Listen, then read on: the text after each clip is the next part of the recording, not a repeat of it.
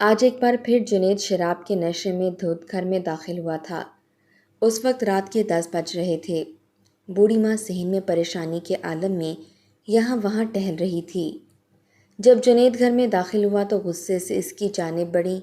اس کے قریب سے اٹھتی ہوئی شراب کی بدبو انہیں محسوس ہوئی تو وہ مزید مشتعل ہو گئیں اور بولی، یہ کیا طریقہ ہے جنید؟ آج تمہارا نکاح ہوا ہے اور تمہاری نئی نویلی دلہن کمرے میں بیٹھی تمہارا انتظار کر رہی ہے اور تم اس حالت میں گھر میں داخل ہو رہے ہو۔ کیا گزرے گی اس بیچاری یتیم لڑکی پر؟ جنید نے ماں کو دھکا دے کر سامنے سے ہٹایا اور لڑکھڑاتی ہوئی آواز میں بولا، ارے ہٹ، چپ کر بڑھیا، جا کر اپنی کٹیا پر سو جا کے۔ اسے پتہ ہونا چاہیے کہ اس کا شوہر بد کردار اور نشائی ہے۔ بوڑھی ماں دکھ سے بیٹے کو دیکھتی رہ گئی جو اب کمرے کا دروازہ ایک جھٹکے سے کھول کر اندر داخل ہوا تھا۔ جنید کی ماں کو اس معصوم یتیم بہو کا خیال ستانے لگا جو جنید کی آدھی عمر کو پہنچتی تھی۔ جنید کمرے میں داخل ہوا تو سامنے وہ معصوم انتہائی کمزور سی سامنی رنگت کی مالک لڑکی دلہن بنی بیٹھی تھی۔ جنید اسے سر تا پیر بغور للچائی نظروں سے دیکھنے لگا۔ وہ دھیرے دھیرے قدم اٹھاتا اس لڑکی کے قریب آ کر کھڑا ہو گیا۔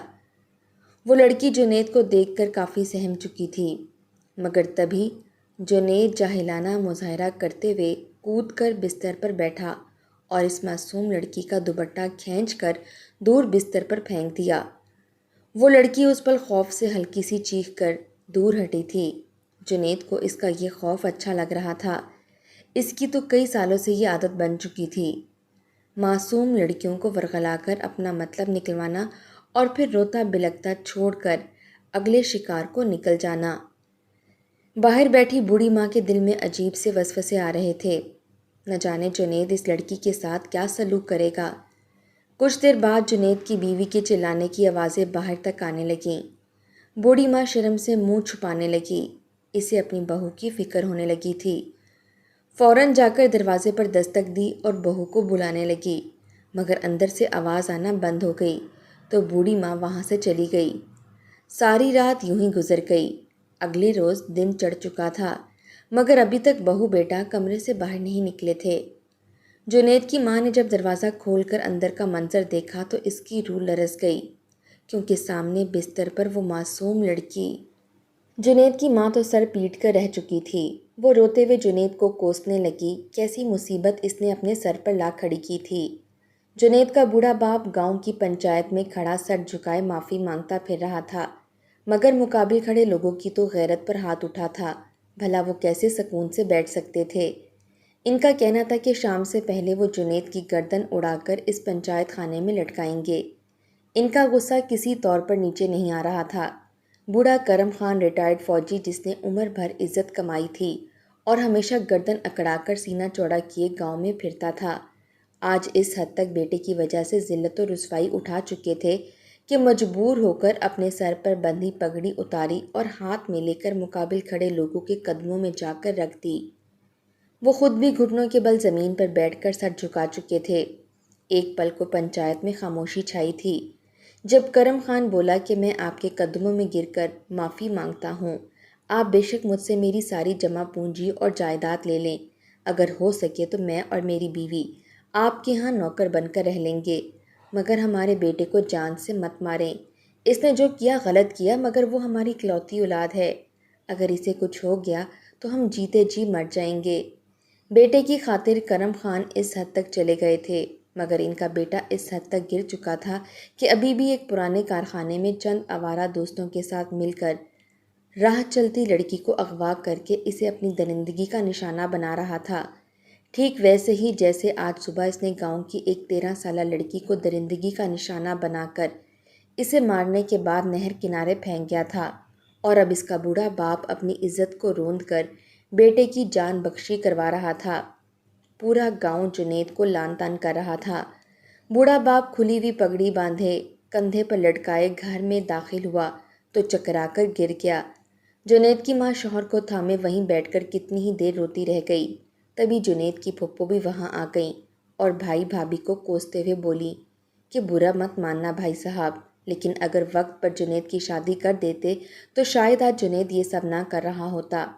آپ نے غلط کیا اسے ابھی تک غیر شادی شدہ رکھ کر، اب دیکھ لیا نتیجہ، ہر جگہ منہ مار کر آپ کو ہی گناہگار کر رہا ہے۔ پھپھو کی باتوں نے انہیں مزید دل برداشتہ کر دیا تھا۔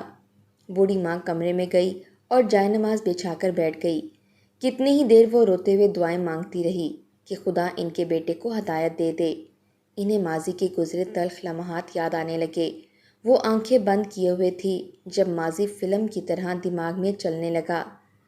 خدا کا واسطہ ہے آپ کو اماں، میں پاؤں پکڑتا ہوں آپ کے اور ابا کے، اب اور کتنی منتیں کروں اور کتنے واسطے دوں آپ کو، کیوں نہیں کروا رہے میری شادی آپ دونوں؟ میری عمر کے سارے لڑکے دو دو بچوں کے باپ بن چکے ہیں۔ وہ ہنستے ہیں اب مجھ پر کہ شاید مجھ میں کوئی نقص ہے جو میرے والدین میری شادی نہیں کروانا چاہتے۔ اب اور کتنا انتظار کروں؟ 25 سال کا ہو چکا ہوں میں، بس مجھے نہیں پتا، اب میری شادی کروائیں۔ جنید کافی جذباتی لگ رہا تھا۔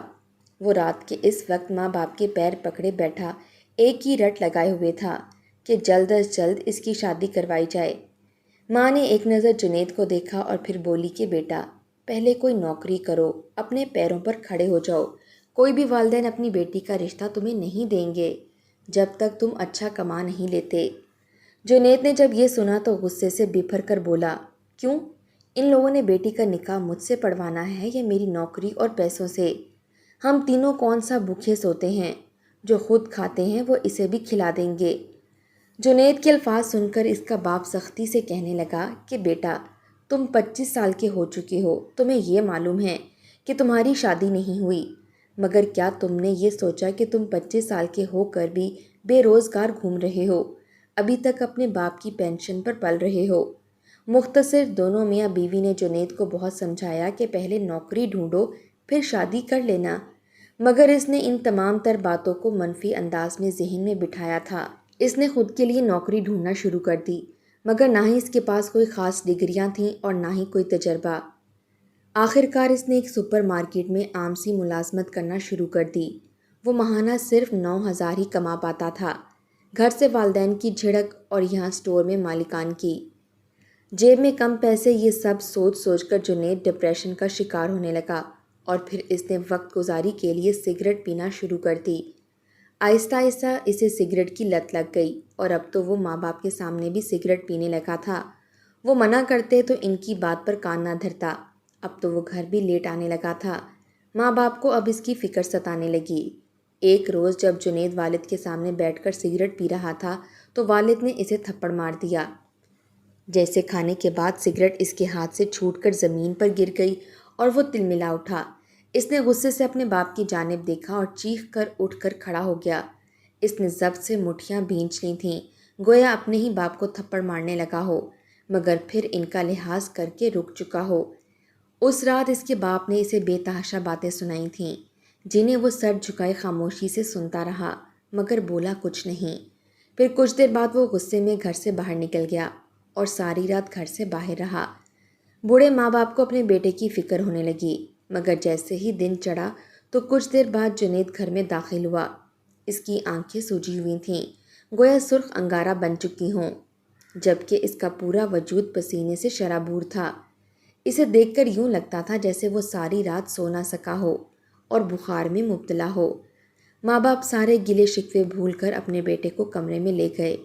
اس کے وجود سے عجیب سی بدبو آ رہی تھی، مگر وہ دونوں سمجھ نہ سکے کہ آخر وہ بدبو ہے کس چیز کی۔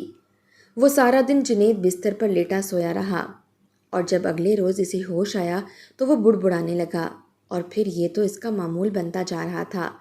اسے کام سے جو بھی پیسے ملتے وہ لے کر وہ ساری رات گھر ہی نہ آتا، اور جب واپس آتا تو اس کی حالت انتہائی خراب ہوتی۔ دھیرے دھیرے اس کے باپ کو اس پر شک ہونے لگا اور پھر ایک روز سچ ان کے سامنے آ ہی گیا جب انہوں نے اسے اپنے چند لوفر دوستوں کے ساتھ بیٹھے ہوئے شراب نوشی کرتے ہوئے دیکھا۔ ان کے پیروں کے نیچے سے زمین ہی نکل چکی تھی۔ ان کا اکلوتا بیٹا اس حالت تک پہنچ چکا تھا۔ اس روز انہیں پہلی بار ہارٹ اٹیک آیا تھا جب جوان بیٹے کو یوں ان کی عزت خراب کرتے ہوئے انہوں نے دیکھا تھا۔ جنید بھی اپنے والدین سے کافی دور ہو چکا تھا۔ اس سے کوئی فرق نہیں پڑتا تھا کہ وہ اس کے بارے میں کیا سوچتے ہیں یا کیا کہتے ہیں۔ وہ سگریٹ اور شراب نوشی کرنے لگا اور رات رات بھر گھر سے باہر رہنے لگا۔ اب تو محلے کے چند لوگ بھی جنید کے بارے میں طرح طرح کی باتیں کرنے لگے تھے۔ ان کا کہنا تھا کہ جنید غلط حرکتوں پر اتر آیا ہے، اب ان کی بہو بیٹیوں کو غلط نگاہ سے دیکھتا ہے اور جملے کستا ہے۔ جب یہ بات جنید کے والدین تک پہنچی تو وہ حیران رہ چکے تھے۔ انہیں تو بالکل بھی یقین نہیں آ رہا تھا کہ ان کا جنید اس حد تک بھی گر سکتا ہے۔ اس رات نشے میں دھت جب جنید گھر آیا تو اس کے والدین غصے سے آگ بگولا ہو چکے تھے۔ جیسے ہی جنید اندر داخل ہوا تو اس کے والد کرم خان نے اس کا گریبان پکڑ لیا اور اس پر تھپڑوں کی برسات کر دی اور اسے بہت بری طرح سے مار رہے تھے، مگر چونکہ جنید ہوش میں نہیں تھا، اس نے اسی پل اپنے والد کا ہاتھ پکڑا اور ایک زوردار تماچا اپنے والد کے منہ پر مار دیا۔ یہ تو تماچا صرف کرم خان کے چہرے پر نہیں لگا تھا بلکہ ان کی عزت و وقار اور تربیت پر لگا تھا، ان کی 25 سال کی محنت پر لگا تھا جو ان کے ہی بیٹے نے ان کے منہ پر مار دیا تھا۔ کرم خان سن ہو چکے تھے اور کتنی دیر تک بت بنے اپنے بیٹے کو دیکھتے رہ گئے۔ کرم خان کی ماں جو اپنے بیٹے کی اس حالت کو دیکھ کر پہلے ہی پریشان تھی، جب اس نے کرم خان کو باپ پر ہاتھ اٹھاتے دیکھا تو وہ بھی مشتعل ہو گئی اور آگے بڑھ کر جنید کو گریبان سے پکڑا اور اس کا منہ نوچ کر اسے مارنے لگی۔ وہ اسے گالیاں دیتے ہوئے کہنے لگی کہ تمہاری ہمت کیسے ہوئی باپ پر ہاتھ اٹھانے کی، تمہارے ہاتھ کاٹ کر گرے کیوں نہیں اتنا بڑا گناہ کرنے سے پہلے۔ مگر جنید پر تو اس وقت نشہ سوار تھا، وہ تو ہر شخص سے نفرت کیے ہوئے بیٹھا تھا۔ اس نے اپنی ماں کو بھی دھکا دے کر گالی دیتے ہوئے کہا کہ خبردار جو آج کے بعد مجھ پر حکم چلانے کی کوشش بھی کی ورنہ دونوں کو گھر سے نکال دوں گا۔ آج پہلی بار وہ دونوں کے ساتھ اس قدر بدتمیزی سے بات کر رہا تھا۔ وہ صدمے کی کیفیت میں وہیں پر بیٹھ کر اپنے بیٹے کو دیکھنے لگے۔ انہیں لگا تھا شاید ان کے بیٹے نے یہ سب نادانی میں کیا ہے، صبح جب وہ اٹھے گا اور اس کا نشہ ختم ہوگا تو وہ سب کچھ بھول کر ان کے قدموں میں گر کر معافی مانگے گا۔ مگر ایسا بالکل بھی نہ ہوا۔ وہ تو وقت کے ساتھ ساتھ مزید بگڑتا چلا گیا اور اس کا سلوک اپنے والدین کے ساتھ انتہائی برا ہوتا چلا گیا، اور آج گاؤں کی 13 سالہ لڑکی کے ساتھ اس نے جو کچھ کیا، اس کے بعد تو ان کی رہی سہی عزت بھی خاک میں مل چکی تھی۔ جنید کی ماں نے اپنی آنکھیں کھولیں اور آنسو پونچھنے لگی جو اس کا چہرہ بھگو چکے تھے۔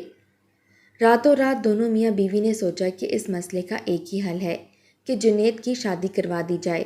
ہو سکتا ہے شادی کے بعد جنید تمام تر گناہ اور نشہ چھوڑ دے اور اچھا انسان بن جائے۔ کوئی بھی گاؤں کا شریف گھر جنید کو اپنی بیٹی دینے کے لیے تیار نہیں تھا۔ جنید کی عمر بھی 30 برس ہو چکی تھی۔ جس قدر وہ بدتمیز اور آوارہ ہو چکا تھا، لوگ تو اسے دیکھ کر ہی اپنا راستہ بدل لیتے تھے۔ کوئی بھی شریف انسان اس کے پاس 2 منٹ کے لیے بیٹھنا بھی پسند نہیں کرتا تھا۔ آخر کوئی اپنی بیٹی اس کے حوالے کیسے کر دیتا؟ آخر جنید کی ماں دوسرے گاؤں گئی اور وہاں اپنے رشتہ داروں کے پاس موجود ایک لاوارث بچی کو اپنی بہو بنانے کا سوچ لیا۔ وہ 15-16 سالہ لڑکی در حقیقت ان کے دور کے رشتہ داروں کے ہمسائے کی بیٹی تھی جو ایک ایکسیڈنٹ میں مارے جا چکے تھے، اور اب اس کی کفالت ان کے رشتہ دار ہی کر رہے تھے۔ لڑکی کا آگے پیچھے کوئی نہیں تھا۔ یہ سوچ کر اس نے اسے اپنی بہو بنانے کا فیصلہ کر لیا۔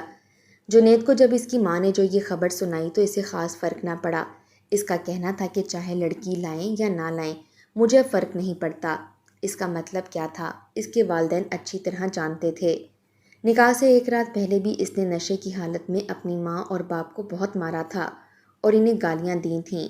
جو لوگ مہندی کی رسم کرنے کے لیے جنید کے گھر میں موجود تھے، جب انہوں نے جنید کا ہنگامہ دیکھا تو فوراً اسے لان تان کرتے ہوئے گھر سے چلے گئے۔ وہ یتیم لڑکی ان کے رشتہ داروں کے پاس پچھلے 2 دن سے ہی رہ رہی تھی۔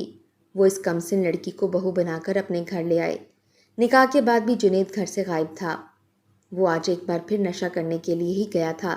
اس کی ماں تو پریشان ہو چکی تھی۔ وہ نئی نویلی دلہن عروسی جوڑے میں ملبوس بستر پر بیٹھی جنید کا انتظار کر رہی تھی۔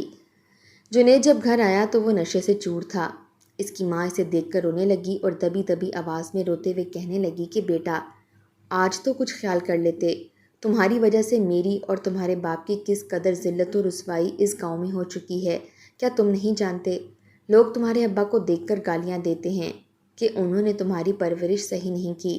تمہاری اس غلطی کی وجہ سے ایک معصوم بچی کی جان چلی گئی اور تمہارے ابا نے اپنی عزت ان کے قدموں میں رکھ کر تمہاری جان بخشی کروائی تھی۔ ان سب کے باوجود تم اپنے باپ کی یہ لاج رکھ رہے ہو۔ مگر جنید پر نہ تو پہلے ان باتوں کا اثر ہوتا تھا اور نہ ہی آج اسے ان باتوں سے کوئی فرق پڑا۔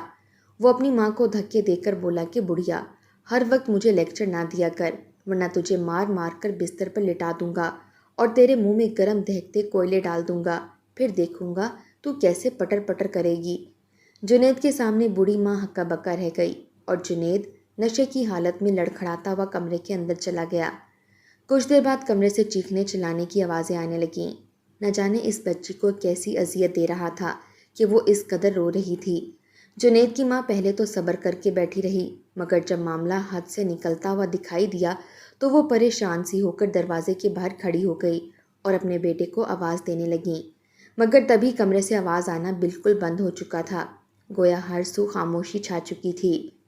اگلا دن چڑھایا تھا مگر جنید کے کمرے کا دروازہ نہ کھلا۔ جنید کی ماں کافی پریشان ہو چکی تھی۔ جب 12 بج گئے اور پھر بھی بہو بیٹا باہر نہ آئے تو اسے تشویش ہونے لگی۔ اس نے جا کر دھیرے سے دروازہ کھولا تو دروازہ پہلے سے ہی کھلا ہوا تھا۔ وہ جھجکتے ہوئے دروازہ کھول کر اندر داخل ہوئی تو سامنے کا منظر دکھائی دیا۔ وہ دیکھ کر اس کے ہوش اڑ گئے۔ اس کا بیٹا فرش پر اوندھے منہ گرا ہوا تھا، جبکہ اس کی نئی نویلی بہو کمرے میں موجود ہی نہیں تھی۔ صرف اتنا ہی نہیں، کمرے میں موجود تمام تر چیزیں غائب تھیں، گویا کسی نے ان تمام چیزوں کا صفایا کر دیا ہو۔ یہاں تک کہ بستر کی چادر اور صوفے کے کور تک موجود نہیں تھے۔ جب الماری کھول کر دیکھا گیا تو اس میں زیور اور نقدی بھی چوری ہو چکے تھے۔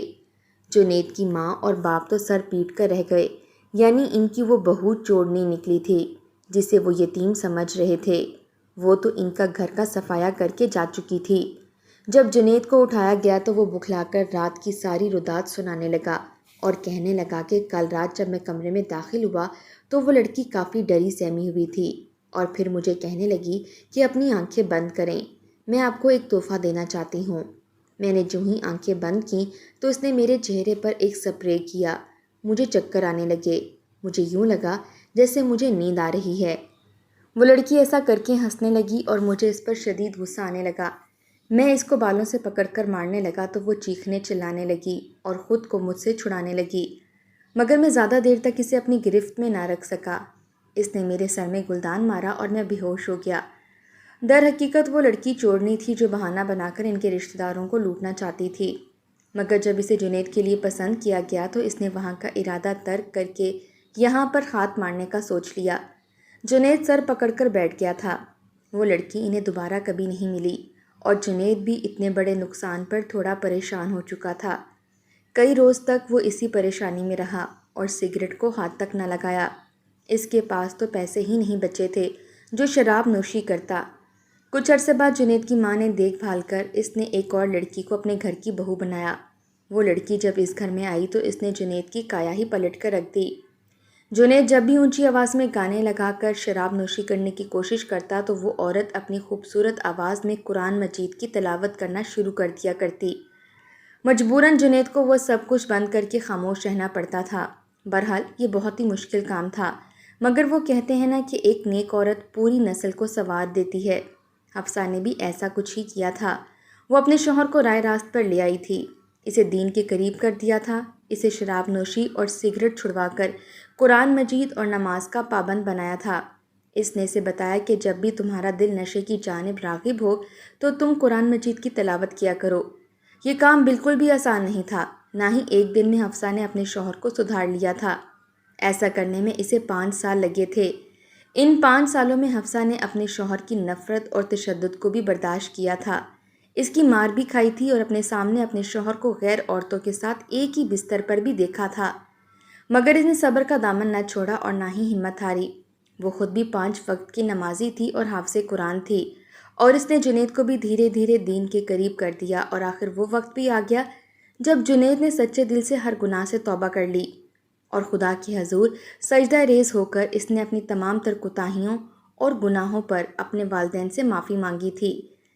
اس نے ان کے ساتھ انتہائی برا سلوک کیا تھا، انہوں نے مارا تھا، انہیں گالیاں دی تھیں۔ اس نے دل سے ان کے قدموں پر گر کر معافی مانگی تو اس کے والدین نے انہیں معاف کر دیا۔ تھوڑا وقت لگا مگر اس کی عزت گاؤں میں واپس بحال ہو گئی۔ اس نے خود کو پنچایت میں بھی پیش کیا کہ وہ جو چاہے اسے سزا دیں، مگر گاؤں والوں کا کہنا تھا کہ تم نے اپنے اندر کے شیطان کو مار کر سب سے بڑی جنگ لڑی ہے، بس دوبارہ کبھی اس شیطان کو خود پر حاوی مت ہونے دینا اور عزتوں کے محافظ بن کر رہنا۔ کرم خان اور اس کی بیوی اس روز خوشی سے رو رہے تھے، کیونکہ حفصہ جیسی بہو نے ان کے بیٹے کو دلدل سے نکال کر ایمان کے نور سے منور کر دیا تھا۔